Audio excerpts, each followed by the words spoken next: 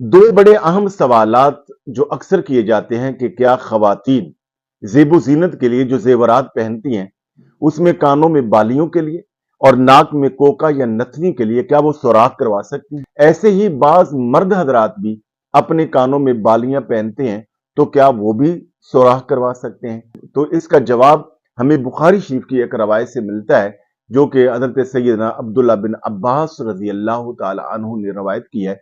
इस हदीस का मफहूम यह है कि नबी अलैहिस्सलाम ईद की नमाज पढ़कर खवातीन की तरफ आए।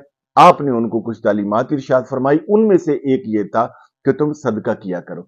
जैसे ही रसूल पाक सल्लल्लाहु अलैहि वसल्लम ने खवातीन को सदका की तरगीब दिलाई, तो बहुत सारी खवातीन ने जिनके कानों में बालियां थी, जेवरात थे, उनने उतार कर हुजूर नबी पाक सल्लल्लाहु अलैहि वसल्लम को पेश कर दिया। इस हदीस मुबारक से फुकहाए उम्मत ने यह मसला निकाला है कि खवातीन जो है वो ज़ेब ज़ीनत के लिए अपने कान में और अपने नाक में सुराख करवा सकती हैं, और अपने बिलखुसूस शोहरों के लिए ज़ेब ज़ीनत के लिए औरतों के लिए ऐसा करना जायज है। रहे मर्द, तो मर्दों के लिए किसी भी किस्म का जेवर पहनना जो है वो हराम है, और सोना पहनना तो बिल्कुल हराम है। जब जेवर पहन नहीं सकते, बालियां पहन नहीं सकते, सोना पहन नहीं सकते, तो फिर कानों में सुराख भी नहीं करवा सकते। अगर कोई मर्द ऐसा करता है तो वो गुनाहगार होगा।